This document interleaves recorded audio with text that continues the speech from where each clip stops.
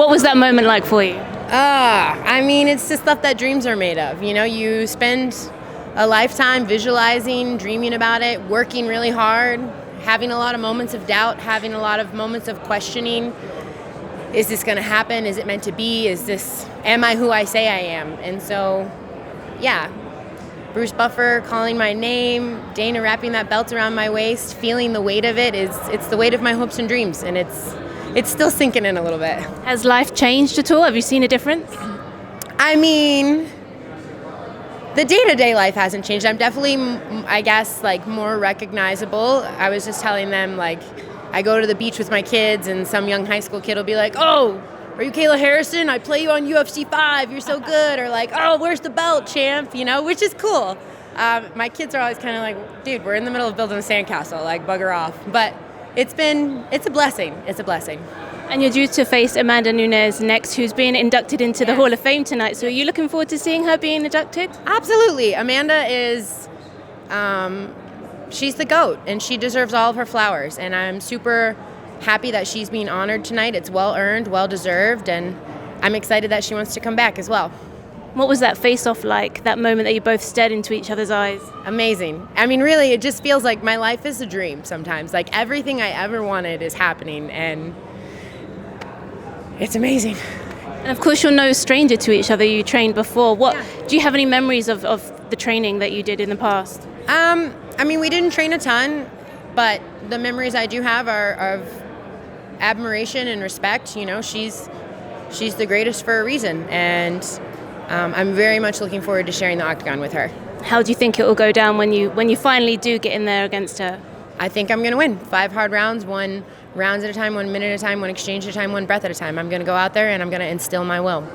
It's MMA to a whole new level so that the next generation can come and stand on our shoulders and do it even bigger and even better. And what is the legacy that you want to leave for this sport? Yeah, I mean, I think that I just want people to know that I'm not special. You know, I didn't grow up rich. I didn't grow up in a family of athletes. I don't have any special qualities, but I have heart, and I have a team around me that believes in me when I don't believe in myself. And yeah, I was just a little girl who sat on her grandma's couch, and now look at me. I'm UFC champion of the world. So believe in yourself, surround yourself with people who believe in you, and there's nothing you can't achieve. I'm living proof of that. I love how you cut that promo, if you will, and it's beautifully written, just belt versus legacy. Yeah. And this would really take you to like the next level. I know that's so cliche, but if it wasn't Amanda Nunes, who would you have gone after? Would it have been Misha at the time, Ronda Rousey? I mean, you're obviously trying to just, if your dreams don't scare you, they're not worth doing, right? Right, exactly. If you're not scared, then you're doing something wrong. I've spent my entire life doing the impossible. No one had ever won a gold medal before. No one had ever done it twice. I hadn't weighed 135 pounds since I was 15 years old. Like, you know, I've spent my whole life dreaming really big. And so if it wasn't Amanda, it'd be whoever else is there. You know, I don't want to hold the division up. I don't want to be an inactive champion. I want to solidify my legacy and cement myself as one of the greatest to ever do it. And that means by being active and defending my belt. And so whoever's there, I'm ready. Can't wait for just the stuff that you add to it, from Impractical Jokers to being the dream I was champion. more famous for Impractical Jokers than winning an Olympic gold medal before I became UFC champion. I gotta tell you, everybody loves that show. Thank you so much for that. Yep. Kayla, just one thing. Now that Jon Jones has retired, you are the only American champion now in the UFC roster. What does it mean for you? Well, I gotta tell you, I've been representing the United States for a long time. It has been my honor to carry the flag of the greatest country in the world, and all I gotta say is I've got big shoulders, so I can handle it. What do you make of Jon Jones' retirement? Yeah, I mean, I think he has nothing left to prove. If that's how I'm not here to judge anybody. I'm just here to focus on me and do my best. I have goals, I have dreams. If he's happy, then God bless him. And you know, there's a lot of this thing surrounding the retirement about did he duck Tom Aspinall? What's your opinion? I mean, I can't speak for Jon. I know that we were all really excited to see that fight. I think that he's done a lot. He's done the most. So if he's happy with his career, then I wish him the best of luck, and I hope I'll be praying for him. And last, what fights are you looking forward to this weekend? Well, my boy Money Moy is about to go out there and make some more money. Obviously, I'm very excited to see Pantoja defend his belt. He's a big inspiration for me, and I love him to pieces. And I'm excited for the main event as well. I'm nervous for it, but I'm excited. How do you think it goes down? It's out of my pay wheel. I mean, my heart is with, I think, Charles, but man, Topuria just keeps knocking out everybody's most beloved fighters. So I'm like, if he does this again, we gotta bow down. Thank you so much. Thank you, guys. Another fighter that's been inspirational to you is Dustin Poirier. His last fight is next month. Yeah. I'll be there. What can you say about Dustin? What can you not say about Dustin? He's every fighter's favorite fighter. He's paved the way for most of us at American Top Team. He leads by example. He's a family man. He's a philanthropist. He's a damn good teammate, an excellent friend, an amazing father, and it's been an honor and a privilege for me to share the mats with him. And does he have any emus? I don't think he has any emus, but I got an emu connect if he needs it. Good. Thank you guys so much. Can we get photos? Yeah. Oh, man.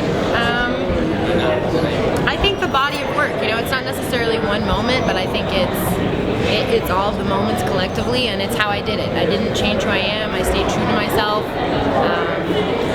I'm proud of the woman that I look at in the mirror, and I think that sometimes it's easy for champions to get lost a little bit in that, and so I'm proud of who I am.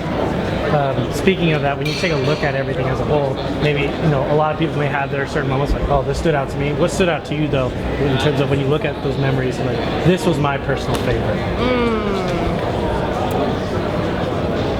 In my career, I mean, obviously winning America's first gold medal was,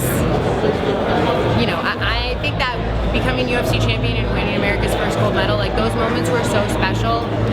It's still like I'm still living in a dream right now in terms of like coming off the UFC title win. Like the whole night was magical, and so I'm truly blessed.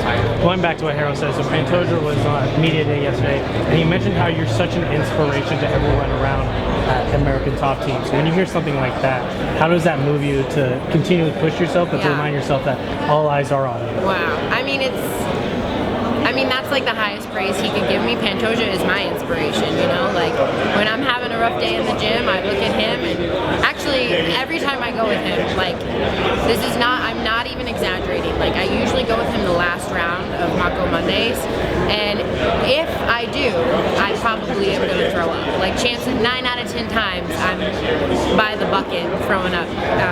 He's a leader, and who he is. He's a family man. He's taken the hard road to get here, and he hasn't skipped any of the steps, and so he's an inspiration to me, and to hear that he thinks that is like it's the highest praise you could give me, especially from your teammates. These are the people who sweat and bleed and cry with you, so that's like it's an honor. And I can imagine there's so many people around you that have helped get you to where you are now, and there's a lot of young girls and women in sports that look up to you to where you are and aspire to be like you. Who are 3 role models to you that have inspired you to be where you are now? Ooh, 3 role models. That's a great question.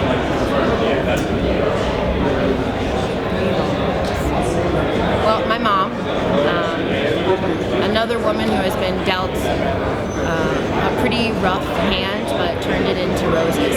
She always has a smile on her face, is always looking at the brighter side of life, has never given up, has never quit.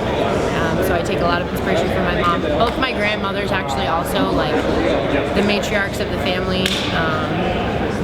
Just good people. It's not necessarily about the success you have. I think it's most important to me is who you are, and these women taught me how to lead from the front and not be afraid to chase my dreams, and they've always supported me, and so I wouldn't be the woman I am today if it weren't for them. You mentioned like